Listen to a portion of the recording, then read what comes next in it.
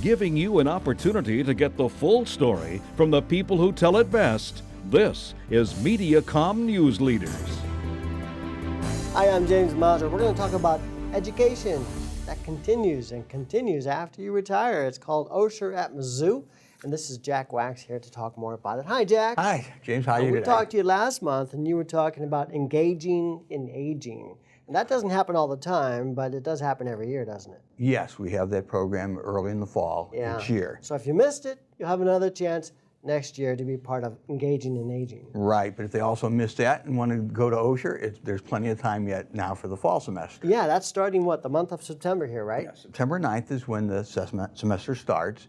And if they hear this and it's already past that date, that's okay. You can still sign up and you won't miss much. You're not going to be tardy. You're not going to have to go sit in a corner, that kind of thing. That's right. There are no tests. And the only homework that ever comes out of Osher is if you're reading a novel with the class or something like that. Yeah. But most people are doing this because they want to continue learning. Isn't that right?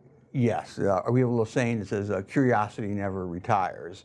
And what's neat is we have people who basically it starts for over 50, but we have some of our students are in their 90s, and some of our instructors are even in their 90s, and they are very sharp and engaged and really serve as role models for the rest of us. Yeah.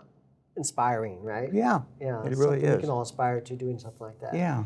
Do you ever do a course at Osher? No, I don't know anything to teach. I help. I'm a volunteer there. I'm the chair of their advisory council, but I do not teach anything. I just enjoy taking courses. And each semester starts out the same. I look at the course catalog and I say, I only have time to take 1 or 2 courses, and I wind up taking 3 or 4 because it's just such an incredible range of topics and fun things to take. You just cannot not sign up, right? Yeah, I feel bad every time because even though I've signed up for 4 or so, there's another 5 that I would have loved to say, oh, that would have been so much fun. So how many courses are being offered this semester? There's always around 20-something at least in the course of a semester. And what's neat, it only takes, the courses run once a week per course, 90 minutes. So it's 8 weeks for this semester. 90 minutes once a week? Once a week, right. Yeah, so that's nothing. No, that's not. A lot of people who are retired say, oh, I don't want to make a time commitment because they're tired of having commitments, but it's just a 90-minute commitment. Yeah. And if you don't come, well, you can always come the next week. Okay, keep that in mind. So give us a detail of some of the courses coming up. You know, there's so many of them. I was just looking at one that's going to be, it's a 1-hour lecture. It's part of a series of different things, but it's on cooking for 1 or 2.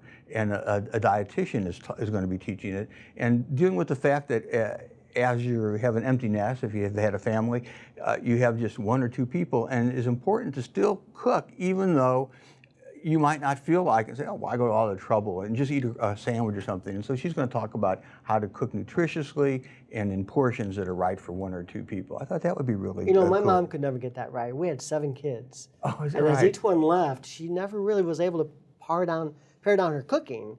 And she would still cook the same amounts of food, you know, even when there were like 2 people in the house. I'm having the same trouble. We had 3 kids in our house, and and just my wife and I now, and I still cook as if there's 5 of us. And it's absurd because we got way too big a portion. So I hope to learn something from that one that's practical. Okay, what's another one? Another one is, oh, this is a good one, Racism Persists, History of White Nationalism with Larry Brown. And that's really topical, obviously. And I think he could have named that Everything You Wanted to Know About White Nationalism But Were Afraid to Ask. But I think that'll be an interesting one. There's even one on Mahjong, and I was just looking at the catalog on that, and they talked about how that was started, they thought, in 500 BC. The game was started to be played, and it's still playing today. And they said that initially, they thought that if you were not in the royal class and you were caught playing Mahjong, you would be beheaded. So it's got an interesting history to it as well. Yeah.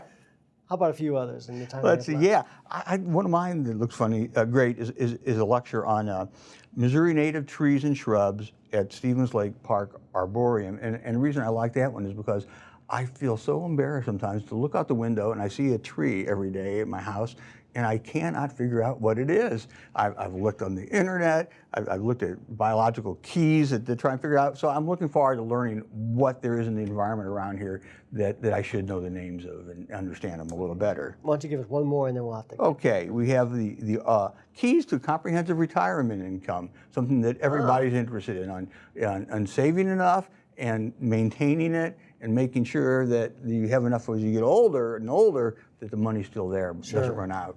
Much more we can't get into out of time, but 882-8189 for more information, or Google Osher at Mizzou. Just go to their website and type that in, Osher at Mizzou, find out much more and be a part of it. Great. Yeah, come back and see me, Jack. Hey, I sure will. Good to Thank see you very you much. again. Good to see you too.